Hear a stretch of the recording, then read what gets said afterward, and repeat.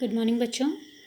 परमाणु की संरचना में सबसे पहले हम जे टॉमसन द्वारा दिए गए परमाणु मॉडल के बारे में पढ़ेंगे कि जे टॉमसन ने सबसे पहले परमाणु मॉडल बताया था कि एक परमाणु कैसा हो सकता है। ठीक है, उसके अंदर उपस्थित इलेक्ट्रॉन और प्रोटॉन वो कैसे उनकी व्यवस्था हो सकती है, कहाँ पर वो रह सकते हैं। ठीक है, तो आपने हेडिंग लिखना है टॉमसन का परमाणु मॉडल।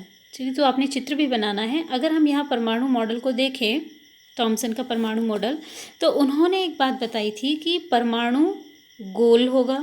ठीक है, ये जो परमाणु है जो गोल है, इसमें दो चीज़ें हो सकती हैं, प्रोटॉन और इलेक्ट्रॉन। अभी तक हमें यही पता है।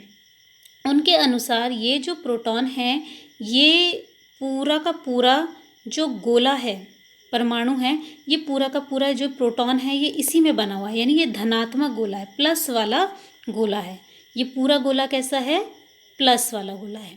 इस पूरे प्लस वाले परमाणु यानी इस गोले में इलेक्ट्रॉन बीच में कहीं कहीं पर है। जैसे एक यहाँ पर आ गया, एक इलेक्ट्रॉन यहाँ आ गया। आप देखेंगे यहाँ पे इलेक्ट्रॉन अलग अलग जगह पर दिखाए गए हैं।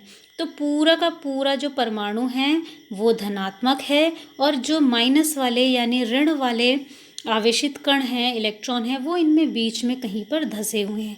ये मॉडल उन्होंने बिल्कुल एक तरबूज की भांति दिया था, जिसमें क्या हो सकते हैं, इलेक्ट्रॉन बीच में धंसे होंगे, यानी पूरा तरबूज यानी परमाणु वो पूरा का पूरा धन आयन हो गया, धन आवेश कण हो गया, और जो इलेक्ट्रॉन है ऋण आवेशित कण हैं, वो जैसे तरबूज में बीज फंसे रहते हैं, बिल्कुल उसी तरीके से व्यवस्थित होते हैं। तो ये आपने चित्र भी बनाना है। तो इस प्रकार से उन्होंने सबसे पहला मॉडल दिया था। तो आपने ये लिखना है कि टॉमसन ने प्रस्तावित किया था परमाणु धन आवेशित गोले का बना होता है और इलेक्ट्रॉन उसमें धंसे हुए होते हैं। ऋणात्मक और धनात्मक आवेश परिमाण में समान होते हैं। मैंने कल भी आपको बताया था, अगर प्लस वाले 4 होंगे तो माइनस वाले भी 4 होंगे। तो ये एक तरीके से समान होते हैं, इसलिए परमाणु क्या है, वैद्युतीय रूप से उदासीन होते हैं। ये दोनों एक दूसरे को कैंसिल कर देते हैं, प्लस माइनस, इसलिए ये क्या हो जाते हैं, उदासीन होते हैं। तो ये सबसे पुराना और सबसे पहले दिया गया परमाणु मॉडल था। हालांकि इस परमाणु मॉडल में भी कई सारी कमियां थी। नेक्स्ट मॉडल जो हम देखेंगे वो है रदरफोर्ड के द्वारा दिया गया था। अर्नेस्ट रदरफोर्ड ने परमाणु मॉडल दिया था।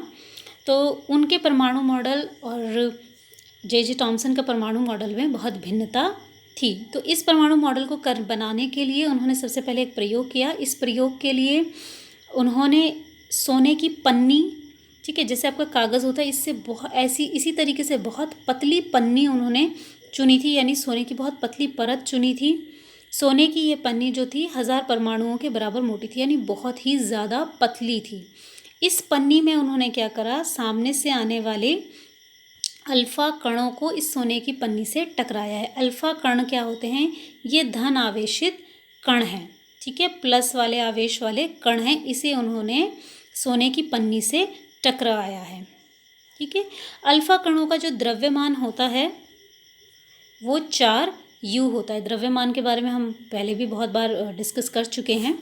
तो इस वजह से इनमें बहुत ज़्यादा ऊर्जा होती है, जिससे वो आसानी से सोने की पन्नी से टकरा सकते हैं।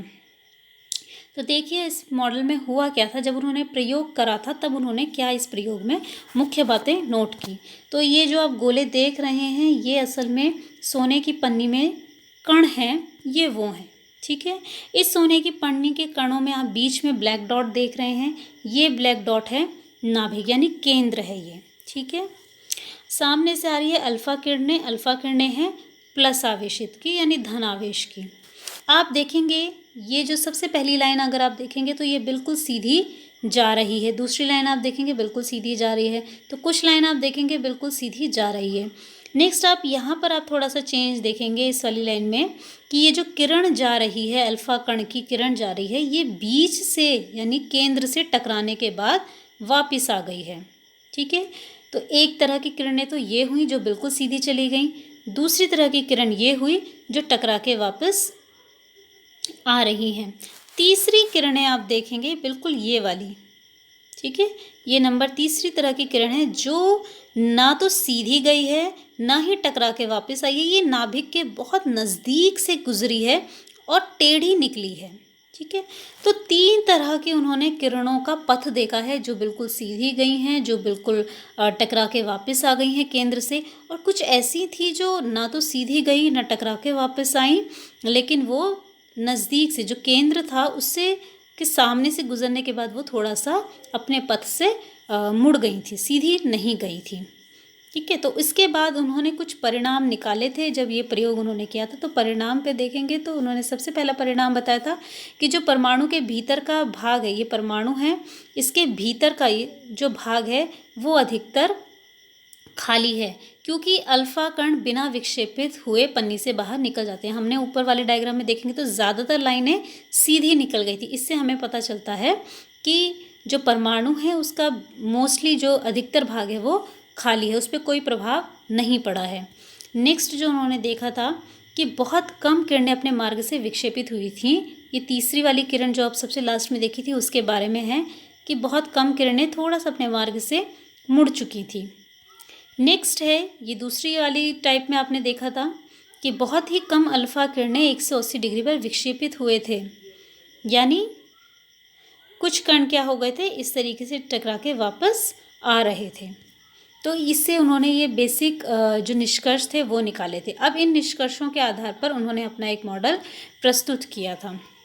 तो देखिए उन्होंने अपने मॉडल के बारे में क्या लिखा, आपने लिखना है, प्रयोगों के आधार पर रदरफोर्ड ने परमाणु नाभिकीय मॉडल प्रस्तुत किया जिसके निम्नलिखित लक्षण थे। तो उन्होंने जो मेन बात बताई वो ये थी कि जो परमाणु है इसका केंद्र धन आवेशित होता है और इसे नाभिक कहते हैं, जबकि अभी हमने देखा जो टॉमसन ने बताया था, उन्होंने कहा था कि पूरा का पूरा परमाणु ही धनावेश होता है, और इन्होंने कहा कि नहीं, केवल केंद्र वाला ही धनावेशित होता है। नेक्स्ट उन्होंने लिखा इलेक्ट्रॉन नाभिक के चारों ओर वर्तुलाकार मार्ग में चक्कर लगाते हैं। उनके हिसाब से जो इलेक्ट्रॉन है वो धंसे हुए नहीं है, बल्कि वो किनारे किनारे घूमते रहते हैं। ओके, लास्ट उन्होंने लिखा नाभिक का आकार परमाणु के आकार की तुलना में काफ़ी कम होता है, यानी परमाणु बहुत बड़ा है और बीच में बहुत छोटा सा नाभिक होता है। ये 3 मुख्य बातें उन्होंने बताई थी अपने मॉडल में कि एक परमाणु मॉडल ऐसा हो सकता है।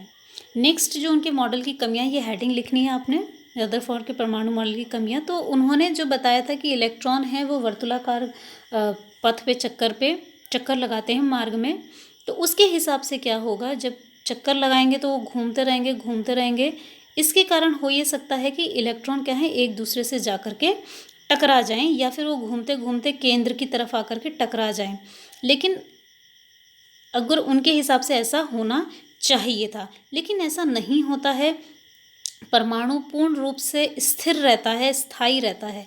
तो ये जो उन्होंने बात बताई थी ये थोड़ा सा उन्हीं की बताई हुई बातों से थोड़ा सा मेल नहीं खा रही थी। तो ये उनके मॉडल की सबसे बड़ी कमी थी। तो इतना काम आपने कॉपी में करना है। आपने ये चित्र भी पूरा बनाना है।